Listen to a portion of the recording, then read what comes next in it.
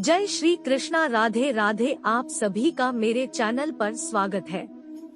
आज हम सुनेंगे करवा चौथ की व्रत कथा। एक ब्राह्मण के 7 पुत्र थे और वीरावती नाम की इकलौती पुत्री थी। 7 भाइयों की अकेली बहन होने के कारण वीरावती सभी भाइयों की लाडली थी और उसे सभी भाई जान से बढ़कर प्रेम करते थे।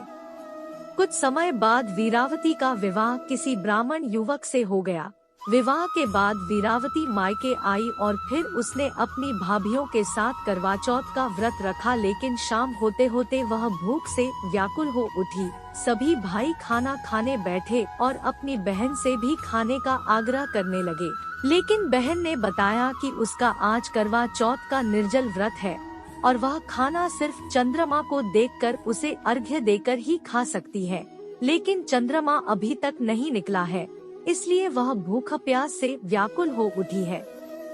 वीरावती की ये हालत उसके भाइयों से देखी नहीं गई और फिर एक भाई ने पीपल के पेड़ पर एक दीपक जलाकर चलनी की ओट में रख देता है। दूर से देखने पर वह ऐसा लगा कि चांद निकल आया है।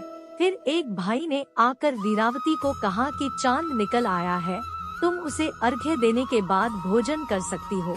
बहन खुशी के मारे सीढ़ियों पर चढ़कर चांद को देखा और उसे अर्घ्य देकर खाना खाने बैठ गई। उसने जैसे ही पहला टुकड़ा मुंह में डाला है तो उसे छींक आ गई। दूसरा टुकड़ा डाला तो उसमें बाल निकल आया। इसके बाद उसने जैसे ही तीसरा टुकड़ा मुंह में डालने की कोशिश की तो उसके पति की मृत्यु का समाचार उसे मिल गया। उसकी भाभी उसे सच्चाई से अवगत कराती है कि उसके साथ ऐसा क्यों हुआ। करवा चौथ का व्रत गलत तरीके से टूटने के कारण देवता उससे नाराज हो गए हैं।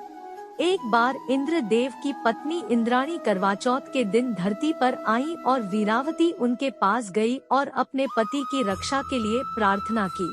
देवी इंद्राणी ने वीरावती को पूरी श्रद्धा और विधि विधान से करवा चौथ का व्रत करने के लिए कहा। इस बार वीरावती पूरी श्रद्धा से करवा चौथ का व्रत रखा। उसकी श्रद्धा और भक्ति देखकर भगवान प्रसन्न हो गए और उन्होंने वीरावती सदा सुहागन का आशीर्वाद देते हुए उसके पति को जीवित कर दिया। इसके बाद से महिलाओं का करवा चौथ व्रत पर अटूट विश्वास होने लगा। पूजा विधि। करवा चौथ पूजा करने के लिए घर के उत्तर पूर्व दिशा के कोने को अच्छे से साफ कर ले और लकड़ी की चौकी बिछाकर उस पर शिवजी, माँ गौरी और गणेश जी की तस्वीर या चित्र रखें। साथ ही उत्तर दिशा में एक जल से भरा कलश स्थापित कर उसमें थोड़े से अक्षत डालें।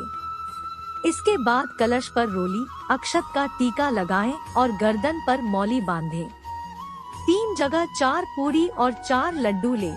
अब एक हिस्से को कलश के ऊपर, दूसरे को मिट्टी या चीनी के करवे पर और तीसरे हिस्से को पूजा के समय महिलाएं अपने साड़ी या चुनरी के पल्ले में बांध कर रख ले। अब करवा चौथ माता के सामने घी का दीपक जलाकर कथा पढ़े। पूजा करने के बाद साड़ी के पल्ले और करवे पर रखे प्रसाद को बेटे या अपने पति को खिला दे। वही कलश पर रखे प्रसाद को गाय को खिला दे। पानी से भरे हुए कलश को पूजा स्थल पर ही रहने दे। चंद्रोदय के समय इसी कलश के जल से चंद्रमा को अर्घ्य दे और घर में जो कुछ भी बना हो उसका भोग चंद्रमा को लगाएं। इसके बाद पति के हाथों से जल ग्रहण करके व्रत का पारण करें। इसी और कथाएं सुनने के लिए हमारे चैनल को सब्सक्राइब करें और इस वीडियो को लाइक करें।